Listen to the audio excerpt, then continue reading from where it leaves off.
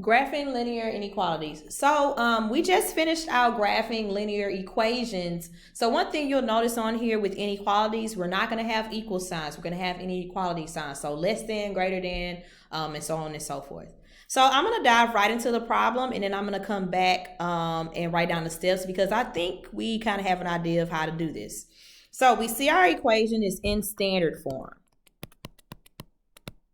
So in order to get my graph, I have to know my slope and my y-intercept.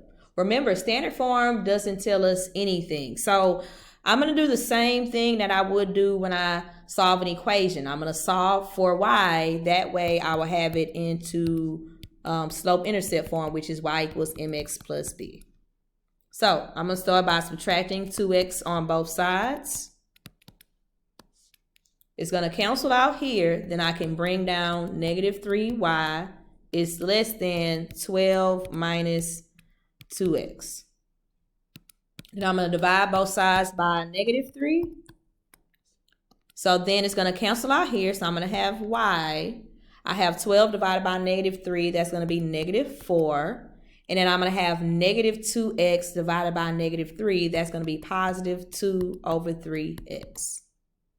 So one thing, if you notice, I didn't do anything with the sign yet. And if you look, I divided by a negative number. So remember, with inequalities, when you divide by a negative number, you're going to flip the inequality sign. So I'm going to be going from less than to greater than. Okay, so I'm going to go ahead and identify my slope and y-intercept, because it's in slope-intercept form. So my slope is 2 over 3, and my y-intercept is 4. So when I graph it, and let's make that negative 4. So when I graph it, I'm starting at negative 4, and I'm going to go up 2 and over 3. So up 1, 2 over 1, 2, 3. 1, 2 over 1, 2, 3. So I'm just using my slope to move. And I have some points I could put down here. 2, 3, 1, 2, 1, 2, 3, 1, 2, 1, 2, 3. Okay. So this is my graph. So as you see, it's the same thing that we do when we have our linear equations. Still using that same slope and that same y-intercept to tell us where we start and how we need to move. Okay. So here's where it's going to be a little different. So now I'm going to look at what type of dots. So I'm not going to just connect the dots here. I need to see what type of line am I going to have. Okay. So when you have a solid line, that's going to be when you have your equal to. So less than equal to, greater than equal to. And if you remember when we did graphing inequalities, that was the same thing as having that closed circle. And in the dashed line, that's when you're not going to have the equal to. And that's the same thing as that open circle. So what that means is when I have values on that line, those aren't going to exist, or they're not going to be included, which we'll talk about that in some of the examples that we'll look at today.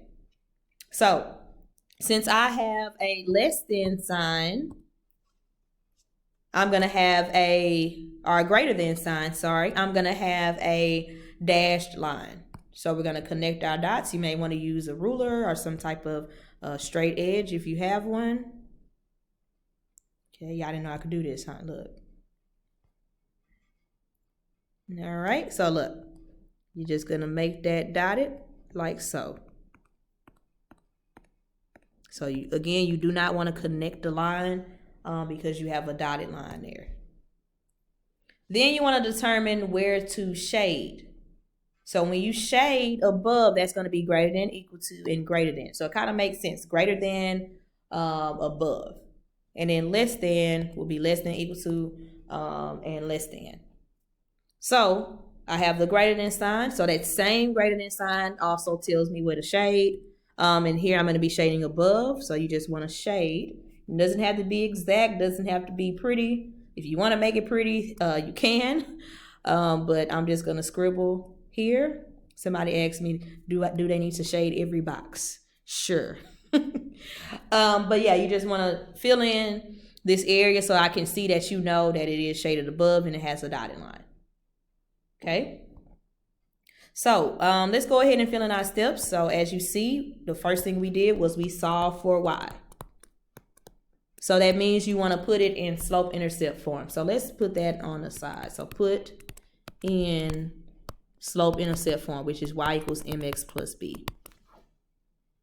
Then you want to determine the slope and y-intercept. Okay, then once we have that, we plot our points. Then after that, you determine type of line. And that's going to be either solid or dashed. Sometimes I say dotted, but dashed. And then you're going to determine where to shade. Okay. Then one last thing, you're going to flip the sign when dividing or multiplying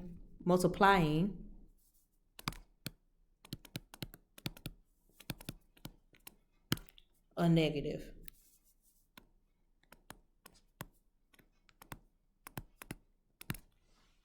Okay. All right. So let's look at page 2.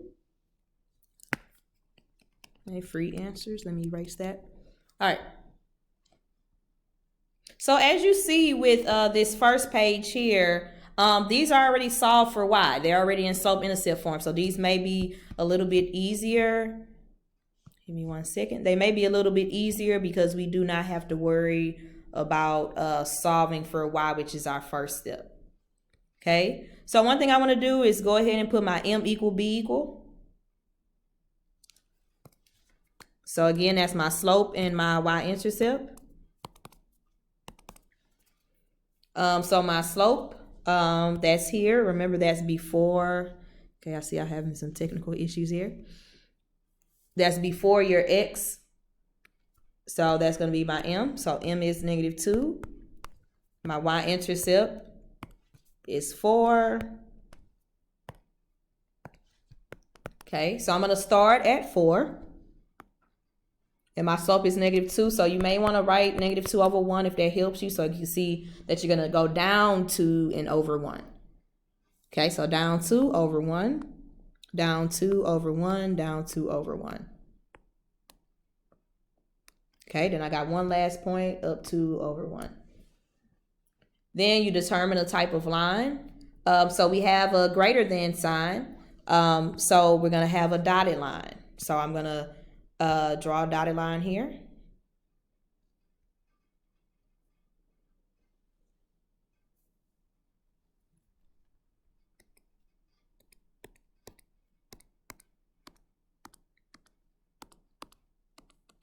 Okay.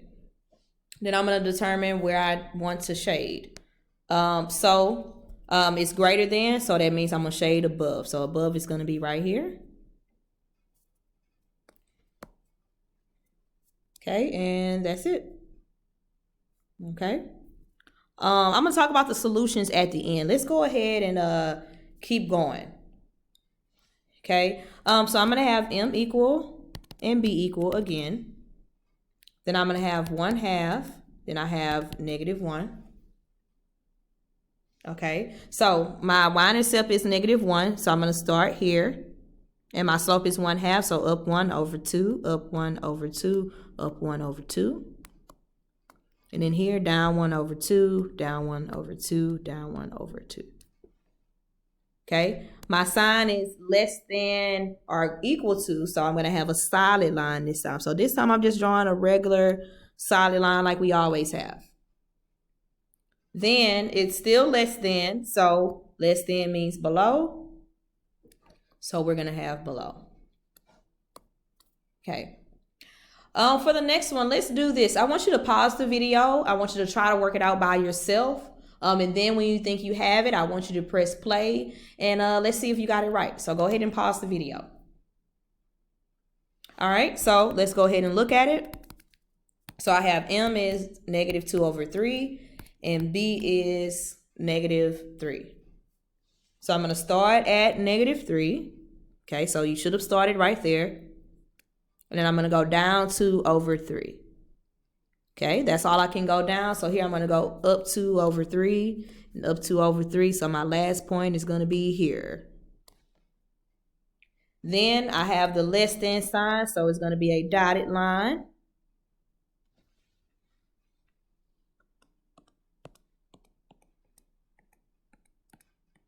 Okay. Actually, let me draw that line again because that looks kind of a little off.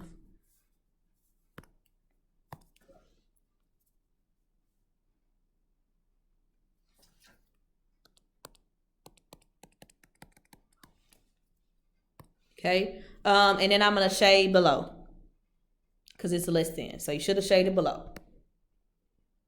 All right, and those are our 3 graphs. Okay, so now let's talk about solutions. So first thing you need to know about solutions is solutions are in the shaded area. Okay. So what that means is I want to actually plot each point and see where it falls on the graph. So if it falls on in a shaded area, it is a solution. So let's look at graph 1. It's not going to be a solution because it's not in the shaded area. Let's look at graph 2. Okay, no. Let's look at graph 3. Okay, yes. So for graph 3, I'm going to go ahead and put that A is a solution because it's in that shaded area. Okay. All right, let's look at graph B. So 3, 0. So 3, 0. That's going to be a yes for graph 1. It's going to be a yes for graph 2. And graph 3, not quite. Okay, so yeah, we're done with part B, or graph B.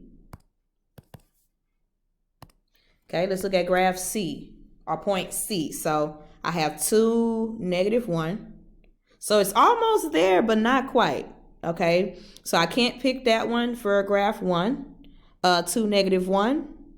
Okay, that works. So I'm going to put C here. And then 2, -1. That doesn't work for this other one. Okay, let's keep going. So -4, -6 is here. So that's no. -4, -6. It's yes for this one. So let's put D. And the same thing for this one. All right. Now this one here, I don't think it had anything because that was -3, 7, -3, 7. So that one goes for none of the graphs. Now I want you to pay close attention to this next one because it gets a little tricky. Okay. So 2, 0. So if you look at 2, 0, you notice that it falls on the line. And also, if I look at 2, 0 on my next graph, it also falls on the line.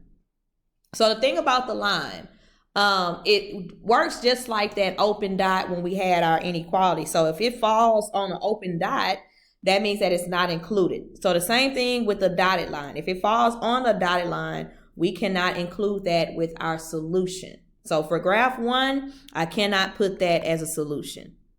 However, graph 2, since I have a solid line, that's going to be included because we have that equal to. So it's equal to, our solutions are equal to the points that's on this line when it's solid. So I'm going to go ahead and put that graph F is one of the solutions. And then 2, 0, this one does not fall in the shaded area for graph 3. So yeah. All right, so I want you to, again, pause the video, and I want you to try those next points, and then we'll check over those in class.